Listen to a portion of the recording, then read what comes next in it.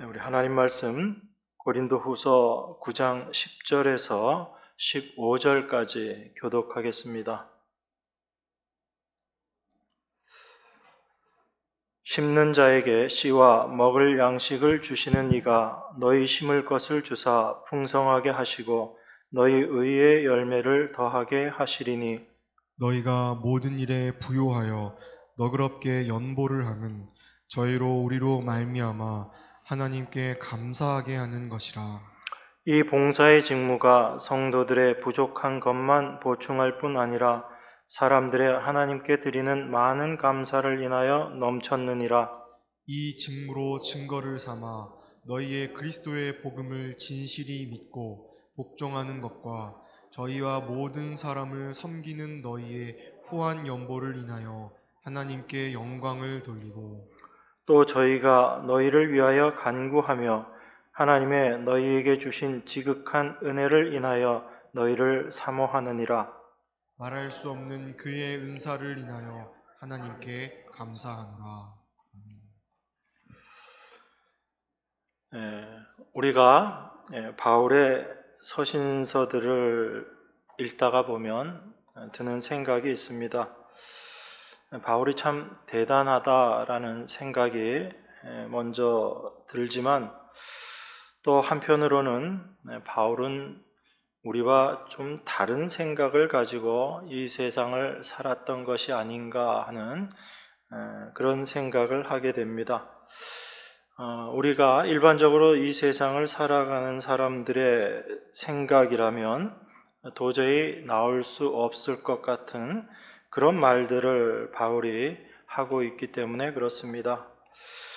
그러면 그러한 우리 바울의 말을 들을 때마다 우리 안에 분명히 확인되어져야지 되는 것은 우리가 사는 것과 다른 세상을 살고 있다라는 그 생각이 우리 안에 확인되어진다면 그렇다면 우리는 이 세상을 올바로 살고 있지 못한 것이 아닐까라는 그런 생각을 한 번쯤 해봐야지 되는 것입니다.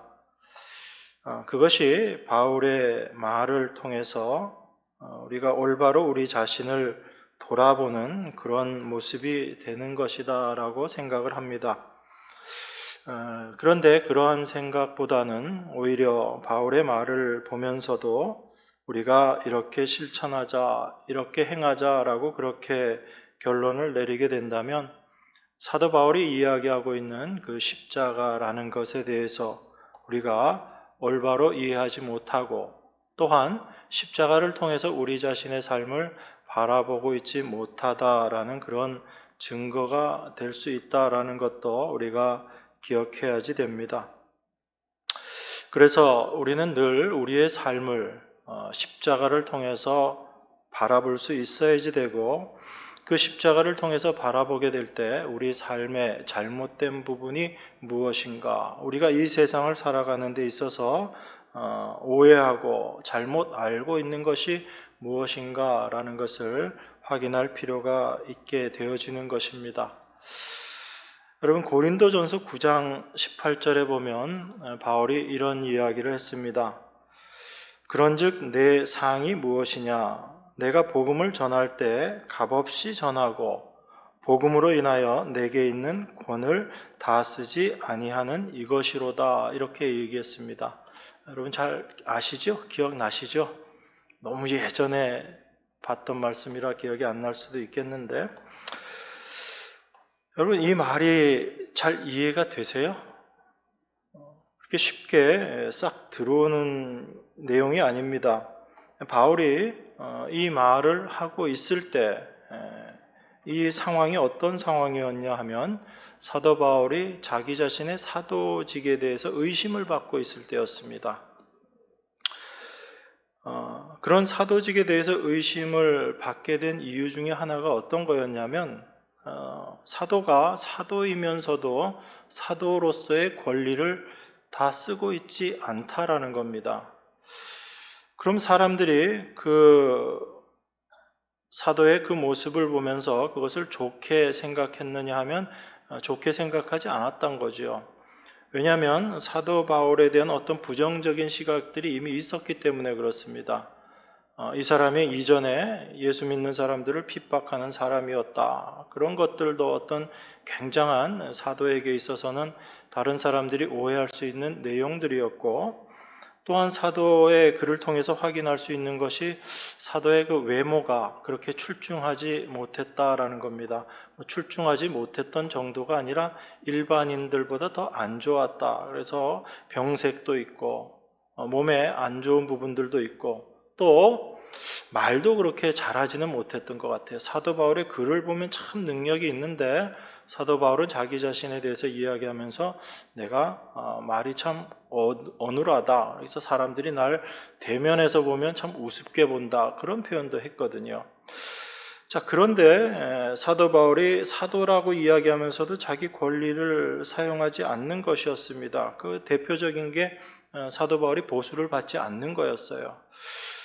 그래서 사람들이 어떻게 생각했겠어요? 고린도 성도들이 자기 자신이 뭔가 문제가 있으니까 당연히 권리로 주장할 수 있는 것까지도 저렇게 주장하지 않고 있는 것이 아닌가, 그런 생각을 했던 겁니다.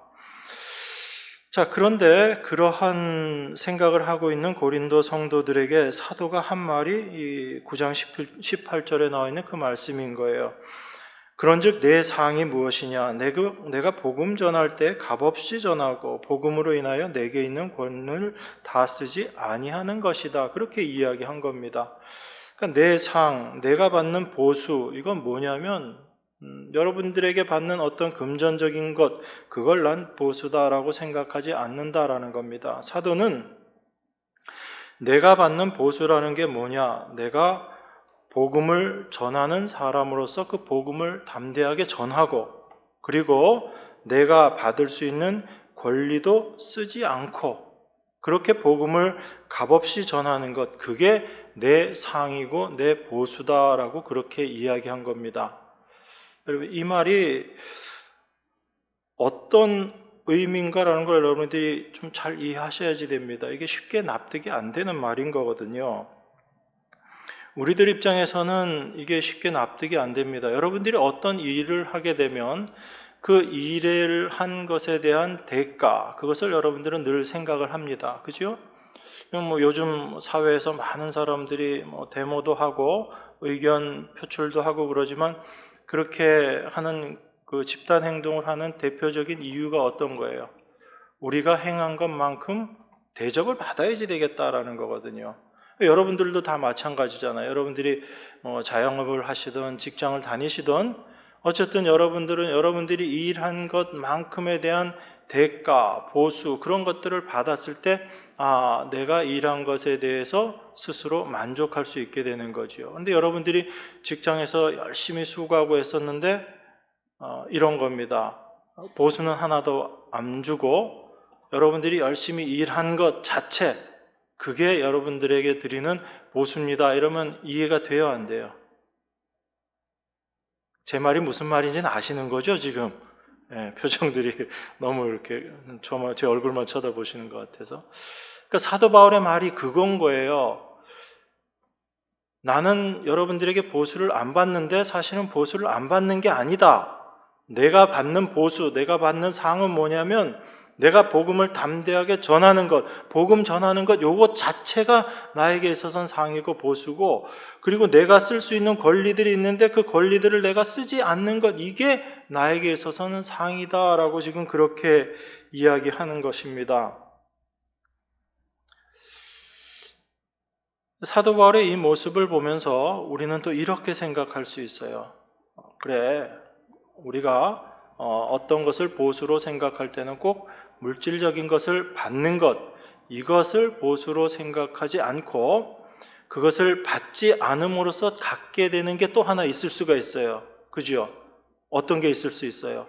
우리가 어떤 수고를 했지만 그 수고한 것에 대해서 물질적인 어떤 보답을 받지 않더라도, 받지 못하더라도 그것을 받지 않았다라는 것에 대한 어떤 하나의 가치가 있습니다.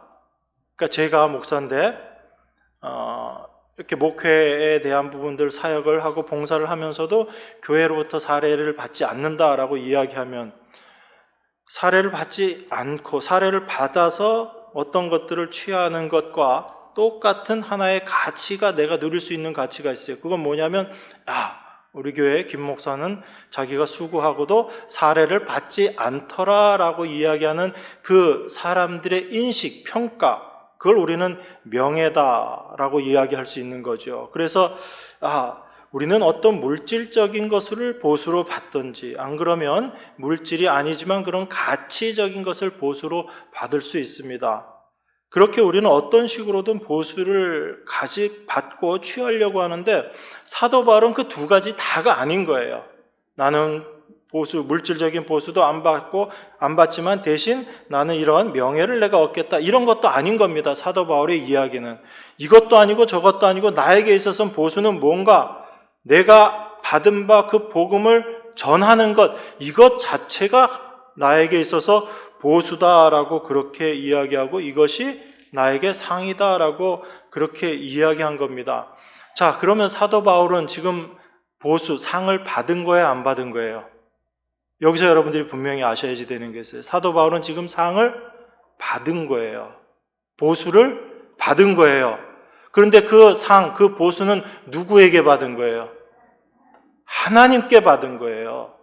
사람에게서 받는 것이 아니라 하나님께 받았다라는 겁니다. 그 상을. 그러니까 사도 바울의 말은 어떤 이야기인 거냐면, 지금 나는 이미 하나님께로부터 보수를 받았다, 나는 하나님께로부터 상을 받고 있다라는 그 뜻인 거예요. 그러니까 사도 바울이 겸손해서 나는 명예만 먹는 사람이야, 이게 아니라, 사도 바울은 이미 하나님께로부터 상을 받고 있고 이미 받았다라는 것을 고린도 성도들에게 이야기하고 있는 것입니다. 그것은 우리의 형편이 어떠하든지 우리가 어떠한 자인가를 이야기하고 있는 거예요. 사도 바울은 지금. 그러니까 사도 바울은 지금 자기 자신이 값없이 복음 전하는 것, 이걸 자기 자신의 사도됨이나 자기의 업적, 이렇게 이야기하는 것이 아니고, 하나님으로 말미암아 나에게 되어진 하나님의 일, 그렇게 지금 바라보고 있다라는 것입니다. 자기 자신이 값없이 복음 전하는 것, 이것 자체가 하나님으로부터 말미암은 하나님의 일이다. 그 일로 말미암아 나는 이미 하나님께로부터 상을 받은 자다라고 그렇게 이야기하고 있는 겁니다. 사도 바울의 이러한 시각이 가능한 것, 이러한 시각을 갖게 된 이유가 무엇인가 하면, 사도 바울은 모든 일의 시작을 자기 자신에게 두지 않고 하나님께 두고 있다라는 겁니다. 내가 지금 하고 있기 때문에 내가 시작한 이 일이 내 일이 아니다라는 거죠. 내가 시작했기 때문에 내 일이다, 이게 아니라, 비록 내가 시작한 것 같지만 하나님께서 시작하셨기 때문에 내가 이 일을 할 수 있었던 것이고, 그 하나님께서 시작하신 하나님의 일이다라는 그 시각을 사도 바울이 갖고 있었던 거예요. 그렇기 때문에 사도 바울에게는 어떤 게 존재하지 않았을 것 같아요? 내가 한 내 일이라는 게 존재하지 않았던 겁니다. 아예 그런 게 없었던 거예요. 객관적으로 사도 바울이 아무 일을 안 했느냐? 그건 절대로 아니죠. 우리가 상상할 수 없을 정도로 많은 일을 했지만, 사도 바울은 그 모든 일의 시작을 내가 한 것이 아니요 하나님께서 시작하시고 하나님께서 이루어내신 일이다라고 생각했기 때문에 내가 한 일 자체가 없었던 겁니다. 그러면 내가 한 일이 없었기 때문에 내가 한 것으로 말미암아 내가 얻어야지 될 것, 내가 받아야지 될 복, 내가 받아야 될 상, 이런 게 있을까요? 없을까요? 없는 거예요, 사도 바울에게 있어서는. 그러니까 내가 열심히 했는데 난 상도 받지 않는 그런 명예만 난 얻겠어, 이것도 아닌 겁니다. 사도 바울은 아예 내가 한 게 없다라는 생각을 갖고 있었기 때문에, 내가 한 것이 없는데 뭘 내가 거기에 대한 대가를 받겠어요? 그게 사도 바울의 생각이었던 겁니다. 이게 사도 바울이 살고 있었던 그 십자가라는 세계인 거예요. 근데 우리하고는 전혀 다르죠. 우리가 살아가고 있는 모습과는 전혀 다른 겁니다. 우리는 어때요? 우린 모든 일의 시작을 하나님이 아니라 나로 생각을 합니다. 그래서 내가 한 일에 대해서는 정당한 보수를 받아야지 되고 정당한 대가를 내가 받아야지 되고 물질적인 걸 받지 못한다면 어떤 대접이라도 명예라도 내가 받아야지 된다라고 그렇게 생각하는 거죠. 그래서 우리는 그것 자체를 포기하지 못하는 겁니다. 그런데 우리가 생각을 바꿔야지 되는 것이 있습니다. 그게 뭐냐면 내가 지금 어떤 일을 하고 있든지 이 일을 하고 있는 것이 내가 하나님께로부터 받은 상입니다. 보수입니다. 그렇게 생각할 필요가 있다는 거예요. 제가 사도 바울의 이 말씀을 생각하면서 제 안에 늘 다짐하는 게 사실 이런 거예요. 어떨 때 보면 참 좀 서운하고 섭섭할 때도 있거든요.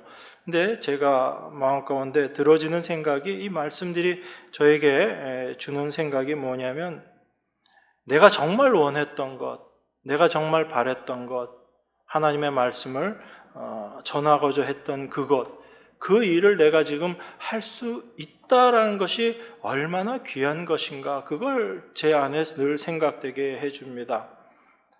하나님의 말씀을 받고 그 말씀을 전하는 자로 지금 이 자리에 이렇게 서 있는 것 자체가 얼마나 큰 은혜이고 얼마나 감사한 일인가라는 것을 제 안에 생각나게 해 주시더라고요. 이 말씀들이. 그래서 뭐 어떤 대접을 받고 뭐 어떤 것들을 얻고 이것을 떠나서 하나님의 말씀을 전하는 자로서 그 일을 감당할 수 있게 된 것 자체가 하나님의 은혜다라는 생각을 하는 것입니다. 그게 저뿐 아니라 여러분 모두가 동일하게 가져야지 되는 십자가로 살아가는 하나님의 성도들의 생각이어야지 된다라고 저는 그렇게 봅니다. 여러분들이 어떤 일을 하든지 그 일 자체를 통해서 무엇을 얻기를 원하는 것이 아니라, 우리가 하나님 앞에 어떤 수고와 봉사를 하더라도 그것은 나로부터 말미암은 것이 아닌 하나님으로부터 말미암은 것이고, 그 하나님으로부터 내가 그 수고와 봉사를 할 수 있게 하나님께서 나를 그렇게 인도하신 것, 나에게 그 수고와 봉사를 할 수 있는 그 역량을 주시고 능력을 주신 것, 이것 자체가 얼마나 감사한 것인가. 내가 그렇게 헌신할 수 있다라는 것 자체가 하나님께로부터 받은 상이다라는 이런 생각들을 우리가 가질 수 있어야지 된다라고 봅니다. 이것이 우리가 십자가를 올바로 알게 될 때 가질 수 있는 그런 생각인 거죠. 우리가 이런 마음을 가지고 날마다의 삶을 살아가게 된다면 우리의 삶이 정말 자유로울 수 있습니다. 어떤 것들에 매이지 않게 되거든요. 얼마나 담대하겠어요, 여러분. 그런데 내가 한 것에 대해서 뭔가를 바라고 있다면 우리는 늘 거기에 매일 수밖에 없는 거예요. 내가 이거 했는데 왜 못 알아주나, 안 알아주나, 그런 것들이 서운하고요. 또 그런 것들로 인해서 서로 상처받기 쉬운 거죠. 그래서 오늘 본문 10절에 사도가 이렇게 이야기한 겁니다. 심는 자에게 씨와 먹을 양식을 주시는 이가 너희 심을 것을 주사 풍성하게 하시고 너희 의의 열매를 더하게 하시리니, 이렇게 말하는 겁니다. 사도 바울은 지금 심는 자에게 씨와 먹을 양식을 주시는 그분이 바로 하나님이시고, 그리고 너희 심을 것을 주셨고, 그리고 풍성하게 하시고 우리의 의의 열매를 더하게 하신다. 자, 농사를 하는데 씨를 줘요. 시작이 하나님께서 주신 겁니다. 하나님께서 시작하신 거예요. 그것으로 말미암아 풍성하게 열매 맺는 것까지 하나님께서 주신 것이다라는 얘기입니다. 시작도 마지막도 다 하나님께서 행하시는 일이다라는 거죠. 이게 지금 사도가 우리에게 이야기하고 있는 겁니다. 우리는 내가 밭에다가 내가 심고 내가 거뒀으니까 이건 다 내 것이야 라고 그렇게 생각하지만 사도 바울은 그렇게 생각하지 않았던 거죠. 심을 것을 주신 분도 하나님이시고 그리고 그것으로 말미암아 풍성하게 열매를 맺게 하시는 분도 하나님이시다. 사도는 지금 그렇게 이야기하고 있는 것입니다. 그러니까 우리로 시작해서 우리로 끝나는, 아니면 하나님으로 시작해서 나로 끝나는, 또 아니면 나로 시작해서 하나님으로 끝난다라고 생각하는 그 모든 것들이 성경적이지 않다라는 것이죠. 하나님으로 시작해서 하나님으로 끝나는 것, 이게 지금 사도가 갖고 있었던 생각인 것이고, 이것이 사도가 이 세상을 살아가면서 살아갔던 사고방식이고 가치관이었다라는 겁니다. 그렇게 보면 우리의 이 세상을 살아가는 방식과 사도가 세상을 살아갔던 방식이 참으로 다르다라는 것을 우리가 알 수 있는 거지요. 사도가 왜 이런 생각을 갖게 되었는가라는 것을 우리가 한번 고민해 본다면 아마 사도의 예수를 믿게 된 그 시작부터가 아니었을까라고 우리가 예측해 볼 수가 있습니다. 바울이 예수를 믿게 된 것도 어떻게 시작이 된 거죠? 자기가 예수님을 찾아간 것도 아니에요. 예수님이 바울에게 찾아오셔서 그에게 시작하신 거죠. 그리고 그를 하나님의 말씀을 전하는 사도로 세우시고 평생의 사도의 삶 가운데 하나님께서 함께 하시며 사도를 통해서 하나님의 일을 이루어 내신 거죠.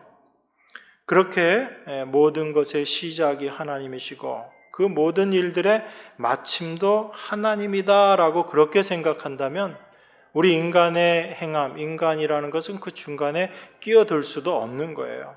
그게 우리들의 위치다라는 것입니다. 시작도 하나님이고 마침도 하나님이라면 인간은 그 중간에 끼어들어갈 수 없는 거예요. 인간은 어떤 위치에 있는 겁니까? 여러분과 저는 어떤 위치에 있는 거예요? 하나님의 그 일, 하나님이 시작하시고 하나님이 마치셨습니다라고 이야기하는 그 일을 증거하는 도구로 사용되어지는 게 여러분과 저라는 이야기예요. 시작도 하나님이고 마지막도 그 마침도 하나님이라면 우리들은 하나님의 그 시작과 마침을 증거하는 도구로 사용되어지는 것, 그게 바로 우리들의 모습이다라는 것입니다. 그런 우리들에게 있어서 우리 자신이 내 공로다라고 이야기할 수 있는 것이 과연 무엇이 있겠는가라는 거예요. 그래서 도무지 우리 안에 그런 생각을 가질 수 없었는데 바울의 말로 하나님의 말씀으로 인해서 우리 안에 그러한 시각을 가지게 된다면 이것이 바로 하나님의 은혜다라는 것을 우리가 기억해야지 됩니다. 그리고 정말 더 중요한 것은 무엇인가 하면 우리가 그렇게 하나님의 도구, 하나님을 증거하는, 하나님의 일하심을 증거하는 도구로 사용되어진다면 그것 자체가 우리가 이미 하나님께 받은 뭐라고요? 상이라는 거예요. 여러분들 그 상을 분명히 알고 계셔야지 됩니다. 그걸 알지 못하면 우리는 열심히 일하고 서운한 거예요. 하나님께 오히려 불평하게 되고 원망하게 되고 내가 이렇게까지 했는데 하나님 어떻게 나한테 이렇게 대접하실 수 있습니까? 그런 생각을 하게 되는 거죠. 그런데 우리가 하나님 앞에 어떠한 존재인지를 생각해 봐야지 돼요. 우리가 정말 예수를 믿을 수 있었던 존재였던가? 지금 나의 이 모습이 나의 열심과 수고로 내가 생각해서 되어진 나의 모습인가? 아니면 하나님께서 나를 부르시고 나를 인도하셔서 지금껏 나를 붙잡고 나와 함께 일하셨기 때문에 되어진 나의 모습인가? 이걸 우리가 기억할 수 있어야지 됩니다. 우리의 인간됨을 생각해 본다면 우리는 절대로 예수 믿을 수 없는 사람들이에요. 인간의 본성 자체가 그런 것입니다. 그런 우리가 예수 믿고 하나님 은혜를 알아간다. 이건 정말 놀라운 기적인 거예요.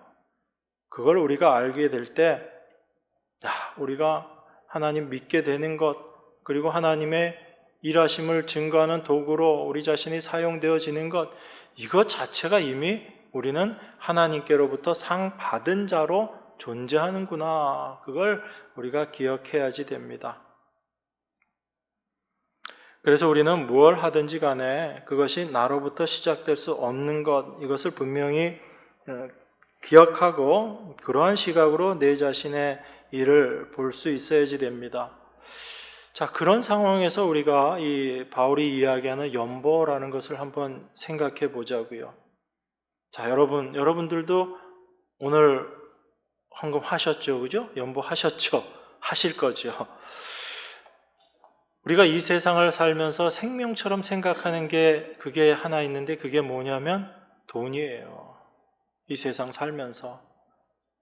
아무리 아니다라고 부정하더라도 우리는 은연중에 그걸 생명처럼 여기고 있다라는 것을 문득문득 깨닫게 됩니다. 그런데 그런 우리들이 이렇게 연보하고 헌금하면서도 내가 이거 헌금해서 복 받아야 되겠다 이런 생각 안 하시잖아요. 그냥 감사한 마음으로 여러분들이 헌금을 하고 연보를 합니다. 그러면 여러분들이 이렇게 연보할 수 있게 되는 것, 이것 자체가 바로 하나님께로부터 받은 상인 거예요.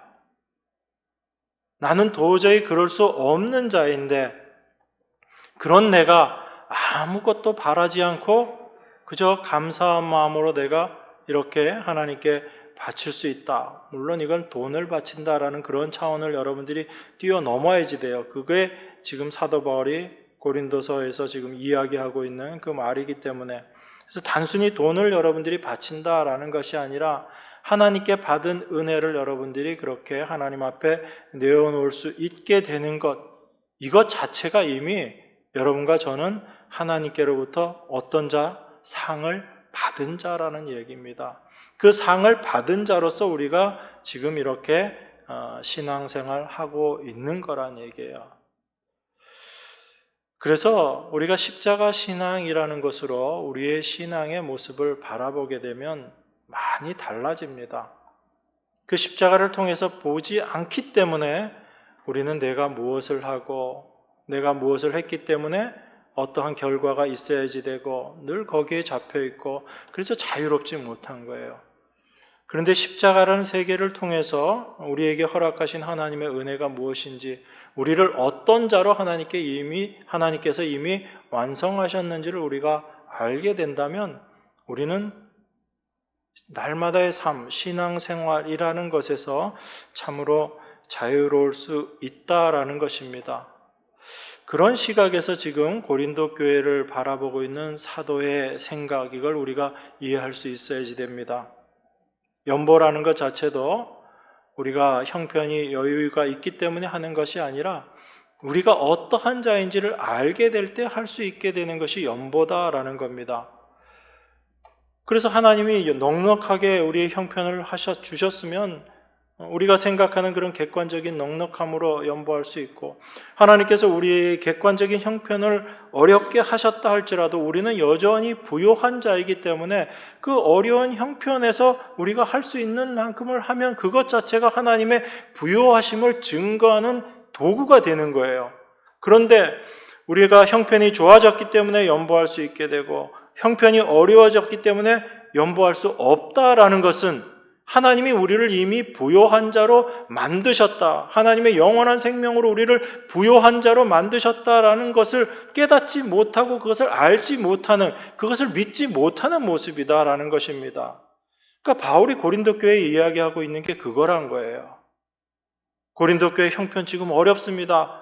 마게도냐 교회, 예루살렘 교회만 어려운 게 아니라 고린도 교회도 어렵다고요.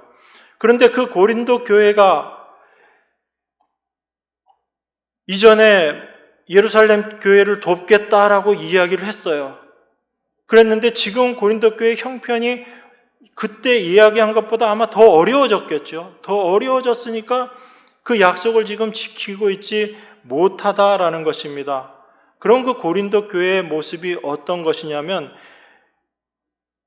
하나님께서 이미 고린도 교회의 은혜를 넉넉하게 주시고 풍성한 은혜를 주셔서 그들을 부요한 자로 이미 만드셨다라는 그 하나님의 말씀, 그 사실을 그들이 지금 믿지 못하고 부정하고 있는 모습과 똑같은 거다라는 이야기입니다. 형편이 넉넉하면 연보할 수 있고 형편이 어려워지면 연보할 수 없다라는 것은 그냥 나의 객관적인 형편에 매여 있는 거잖아요.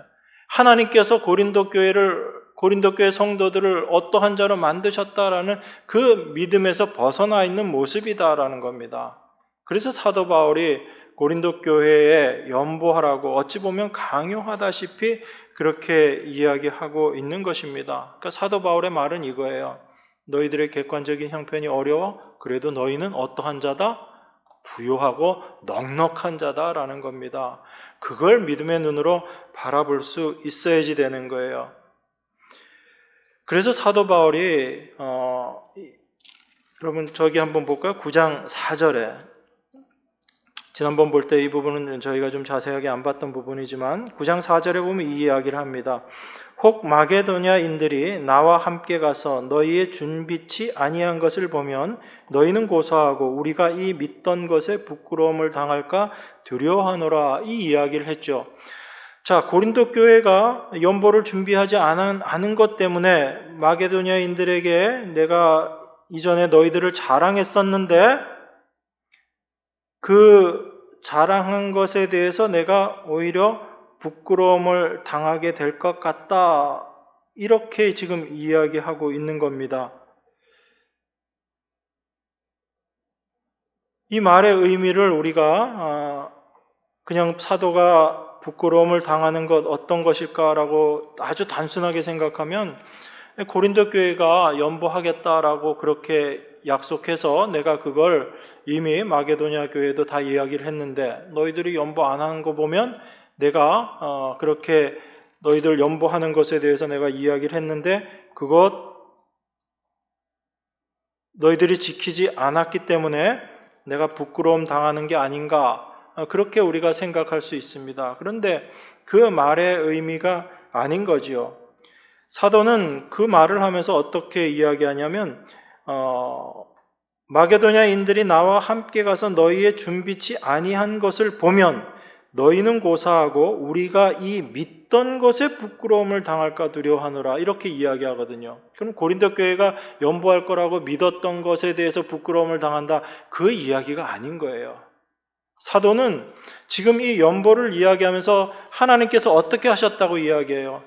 예수 그리스도께서 가난케 되심으로 말미암아 우리를 이미 부요케 하셨고 하나님의 은혜를 우리에게 넘치게 하셔서 우리를 넉넉하고 부요한 자로 이미 만들어 주셨다라는 거죠. 그러니까 고린도 교회가 연보를 하겠다라고 이야기했던 것은 무엇이냐면 우리는 이미 하나님께서 넉넉하게 해주셨고 우리를 부요하게 해주셨다라는 그 믿음을 갖고 있었다는 얘기예요. 그 믿음을 가지고 연보하겠다라고 이야기했던 겁니다.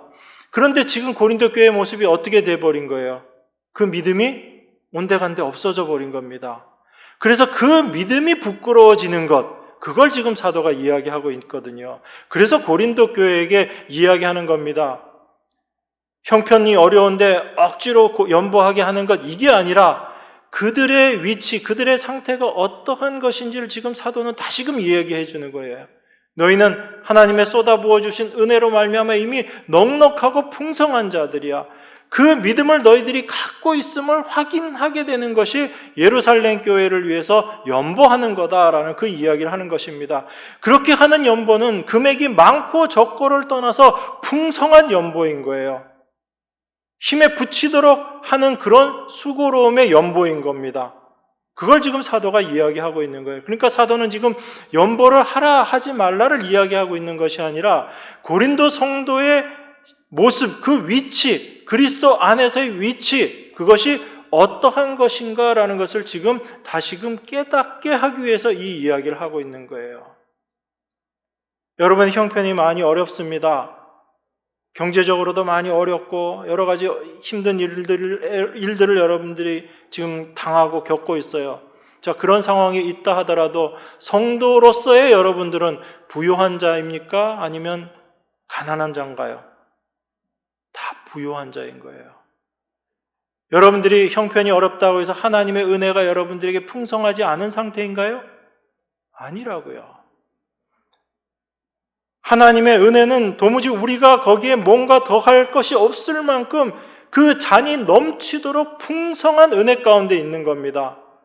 그것이 성도라는 위치인 거예요. 그것이 그리스도 안이라는 세계인 것이고, 그 세계를 우리가 올바로 알게 될 때 우리의 형편이 어떠한 여기에 대해서는 우리가 마음이 뺏기지 않는 거죠. 그래서 지금 사도 바울은 이 연보라는 것을 통해서 이 연보가 무엇인가? 이게 바로 하나님께서 넉넉하게 하신 것을 믿는 믿음이다라고 지금 그렇게 우리에게 이야기하고 있는 것입니다. 그러니까 사도 바울은 어떤 것들을 자랑하고 있는 거예요, 지금? 세상 형편을 떠나서 하나님께서 넉넉하게 해주신 것을 보여주는 그 믿음, 그게 고린도 성도가 이전에 보여줬던 그런 믿음의 모습이었다라는 겁니다. 그 믿음의 모습에서 지금 벗어나 있는 고린도 교회를 책망하고 그 믿음 안에 다시금 그들이 처한 위치가 어떠한지, 그들의 십자가 안에서 그리스도 안의 모습이 어떠한지를 다시금 일깨워주고 있는 그 모습인 것입니다. 그래서 사도 바울이 오늘 본문 10절에서 이러한 모든 것들, 이걸 통해서 하나님께서 의의 열매를 더하게 하신다라고 그렇게 이야기하는 겁니다. 이 의의 열매라는 건 우리가 맺어내는 게 아니죠. 하나님께서 우리 안에서 맺어내고 만들어 가시는 겁니다. 그래서 십자가 신앙이라는 것이 어떨 때는 참 쉽지 않다라는 그런 생각이 들어요. 우리의 신앙의 모습을 십자가를 통해서 바라본다라는 것, 그것이 여러분들이 이 세상의 생각에 잡혀 있을 때는 쉽게 다가가지 못하는 모습일 수 있습니다. 우리는 항상 우리 자신의 신앙을 어떻게 판단하고 어떻게 평가하냐면 이 그리스도 안에서의 우리의 모습을 확인하기보다는 우리가 행하는 어떤 외적인 행함들로 우리 자신의 신앙을 판단하고 평가할 때가 많습니다. 그래서 내가 살아가고 있는 삶의 모습, 내 행함이 참 믿는 자의 모습인가 늘 그렇게 생각하고 판단할 때가 많아요. 그래서 내가 열심히 말씀 보고 있는가, 내가 열심히 주일 성수하고 있는가, 내가 11조 생활 잘하고 있는가, 내가 봉사를 잘하고 있는가, 늘 그런 것들로 우리 자신을 판단하고 평가하려고 합니다. 그러다 보니까 우리가 아닌 것이라고 이야기하면서도, 우리는 늘 십자가를 믿는다라고 이야기하면서도 어떤 모습으로 빠지기가 쉽냐면 율법적인 신앙으로 빠지기가 쉬운 거예요. 그래서 무엇을 하면 내 마음이 좀 든든해지고, 무엇을 하지 못하면, 여러분들이 기대했던 그런 모습을 행하지 못하면 왠지 마음이 불안하고, 내가 이렇게 해서 내 믿음을 올바로 간직할 수 있겠는가, 믿음으로 살 수 있겠는가, 그런 불안한 생각을 가지기도 하는 겁니다.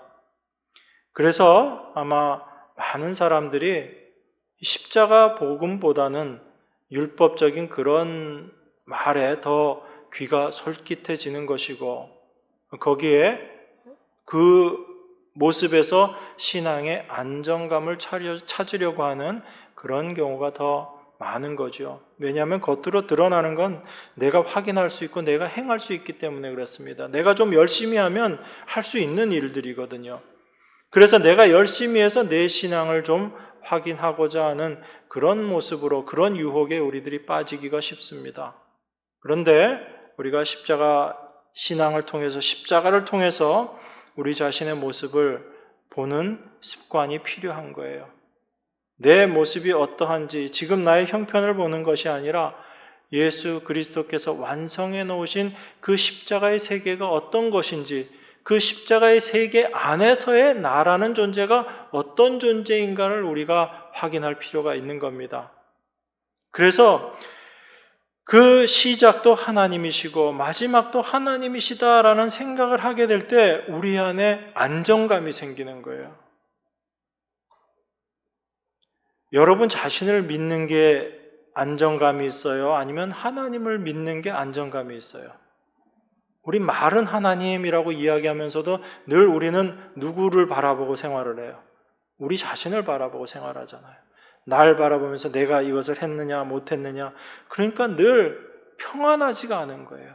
늘 불안한 것이고, 어느 날은 괜찮았다가 어느 날은 아주 저 나락으로 떨어져 버리는 그 모습으로 우리가 되어지는 겁니다. 그런데 우리가 뭘 하든지 그 모든 시작을 하나님께 두면 지금 여러분들이 행하고 있는 것 그 자체도 누구의 행함이란 얘기예요? 하나님의 행하심이란 이야기입니다. 바울에게 복음 시작하신 분 하나님이고, 바울의 그 모든 행함의 주인도 하나님이셨기 때문에 바울은 담대할 수 있었던 거거든요. 우리도 마찬가지예요. 여러분들이 그것을 깨닫든지 깨닫지 못하든지 여러분들의 모든 삶에 함께 하시고 그 일을 주관하고 계시는 분이 하나님이세요.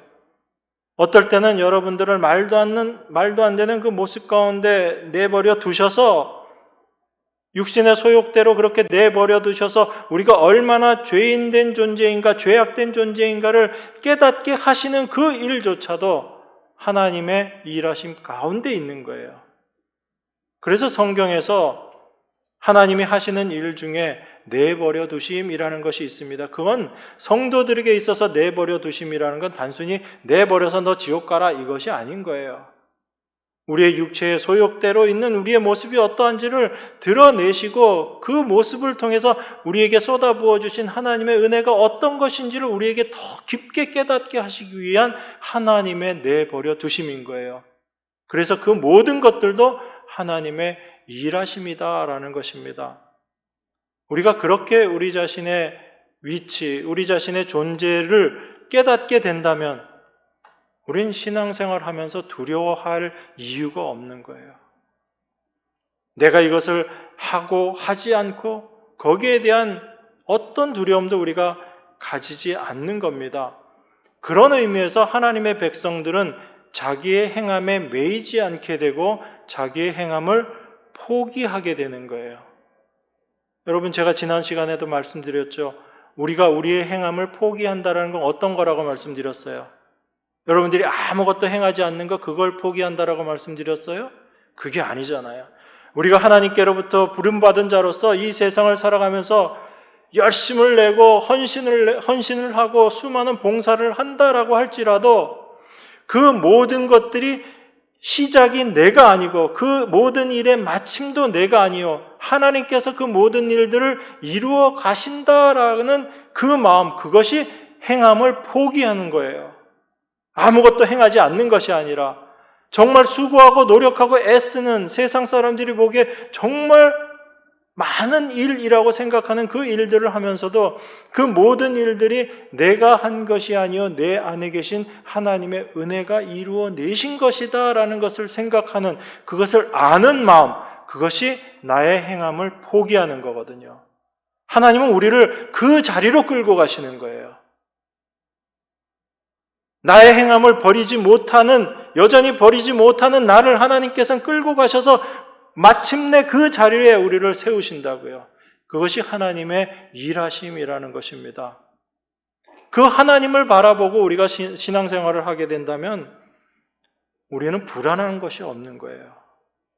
내가 지금 어떤 위치에 있다 할지라도 이 위치에서도 하나님은 나와 함께 하신다는 걸 알고 있기 때문에 우리는 두려움이 없는 겁니다. 그래서 시편 기자가 그 이야기를 한 거잖아요. 여호와는 나의 목자시니 내가 부족함이 없다. 그런데 그 부족함이 없는 삶의 모습은 어떻게 해요? 사망의 음침한 골짜기를 지나가는 그 상황에서도 부족함이 없다라는 것을 고백하는 삶의 모습인 거예요. 그게 성도들의 이 세상을 살아가는 신앙의 모습인 겁니다. 우리는 우리에게 힘든 상황이 생기면 늘 부족함이 있는 모습으로 우리가 고백하게 되고 그렇게 생각하지만 그것이 아니다라는 얘기죠. 목자 되신 하나님께 붙잡혀 가는 우리들의 모습이 어떠한가, 그리스도 안에 속해 있는 우리들의 모습이 어떠한가, 그것을 우리가 분명히 알게 된다면 우리의 위치가 어떠하든지 현재 우리의 상황이 어떠하든지 그 안에서 참된 풍족함, 부요함을 경험하면서 고백하면서 살아갈 수 있다라는 것입니다. 이것이 사도가 지금 우리에게 이야기하는 참된 성도의 모습이다라는 것을 그렇게 이해해야지 되는 겁니다. 그런 의미에서 이 사도 바울의 이 연보에 대한 이 글을 읽다가 보면 참 우리가 알지 못했던 그런 연보의 세계에 대해서 깨닫게 되는 겁니다. 누가 사도 바울처럼 연보를 이렇게 생각하고 이렇게 이야기하겠어요? 우린 그저 연보한다 그러면 하나님께 돈을 바친다 이 정도 수준에서 생각하는데 우리가 열심을 하고 수고로워서 그렇게 하나님께 기쁜 마음으로 바치는 것 그런 게 연보지 그 정도 수준에서 생각하는 것이 우리들의 생각인데 사도 바울은 지금 그것과 전혀 다른 차원의 연보를 우리에게 이야기하고 있잖아요.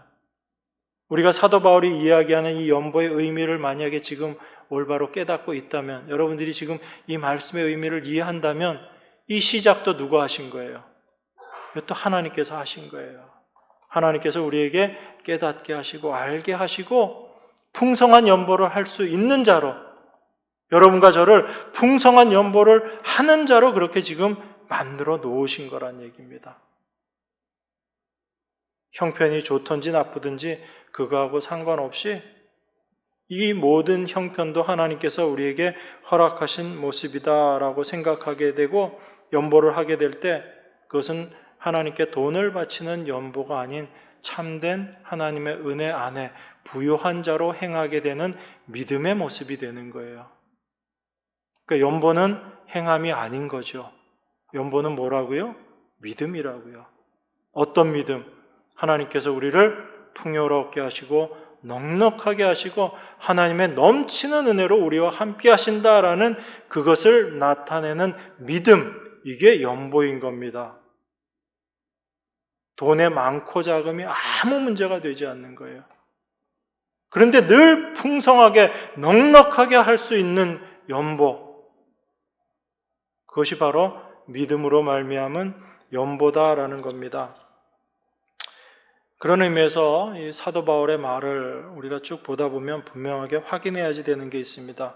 그건 뭐냐면 사도 바울은 하나님의 백성들이 처해 있는 형편, 그것 자체를 실제로 보고 있지 않다라는 겁니다. 그걸 실제의 상황으로 보지 않고 있는 거예요. 사도 바울은 무엇을 실제로 보고 있냐면 하나님과 성도와의 관계, 이것이 실제하는 현실로 보고 있는 겁니다. 여러분들의 눈에 보이는 현실은 어떤 거예요? 당장 오늘 하루의 삶이 어떠한가, 이게 여러분들에게 느껴지는 현실이지만 사도 바울은 어떤 것을 현실로 바라봤냐면 내 눈에 보이는 지금 나의 상황, 이것이 아니라 하나님과 나와의 관계, 이것 자체가 나의 실제적인 현실이다. 이게 나의 진짜 현실이다. 그렇게 바라보고 있었던 거예요. 하나님과의 관계 속에서 나를 바라볼 수 있게 될 때 성도들의 형편은 다 똑같은 거예요? 다른 거예요? 다 똑같은 거예요. 그래서 사도가 평균의 세계를 이야기한 겁니다. 그 연보라는 것을 통해서 성도가 어떤 위치에 있는가를 알게 될 때 모든 성도가 고르게 되는 거예요. 그 고르게 됨이 누구로 말미암아? 부요하신 예수 그리스도께서 가난케 되심으로 말미암아 우리를 다 부요한 자로 만들어 놓으시고 그 부요한 자임을 깨닫게 되었을 때 우리는 다 똑같은 위치에 있는 겁니다. 그게 하나님께서 말씀하시는 평균의 세계, 균등의 세계라는 거예요. 그래서 누구는 잘나고 누구는 못나고 하나님이 누구는 더 사랑하시고 누구는 덜 사랑하시고 누구에게는 은혜를 더 많이 주시고 누구에게는 은혜를 덜 주시고 없는 거예요. 그 하나님을 여러분들이 올바로 아셔야지 됩니다. 그 하나님을 알게 될 때 여러분들의 삶 가운데 나타나게 되는 것이 봉사의 직무라는 것이 나타나는 거예요. 봉사라는 것은 세상적으로 생각하면 우리가 돈을 가지고 있어서 어려운 사람을 도와주는 것, 그러한 구제, 이걸 우리는 봉사라고 생각하지만 성경이 이야기하는 봉사의 직무는 그게 아닌 겁니다. 참된 부족함이 무엇인가를 우리에게 깨닫게 하시고 여러분들에게 부족한 것이 무엇인가를 알게 하시는 거예요. 돈이 부족하고 그게 정말 부족한 것이 아니라 우리에게 정말 부족한 것은 하나님께서 이루어 놓으신 그것을 올바로 믿지 못하는 그것이 우리에게 참된 부족함이다라는 것을 깨닫게 하시고 하나님께서 우리에게 모든 것을 넉넉하게 해주셨다라는 것, 그것을 올바로 전하는 것, 그게 바로 봉사의 직무라는 겁니다. 그것을 알게 될 때 하나님께서 우리에게 쏟아부어 주신 은혜 감사할 수 있게 되는 것이고 그 은혜를 서로 나눌 수 있게 되는 거예요.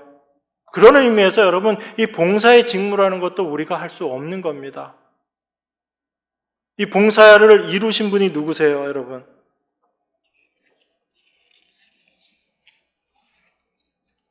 여러분들에게 참된 봉사를 하신 분이 누구시냐고요? 예수님이시잖아요. 여러분들에게 참된 구제를 행하신 분이 누구세요? 예수님이시잖아요. 우리를 위해서 당신의 목숨까지도 아끼지 않으시고 당신을 대속물로 내어주심으로 말미암아 그 봉사의 일을 완성하셔서 우리를 지금 이 자리로 끌고 오셔서 우리를 넉넉하고 부유한 자로 만들어 놓으신 거죠. 그 예수님의 봉사로 말미암아 우리가 존재하고 있는 것입니다.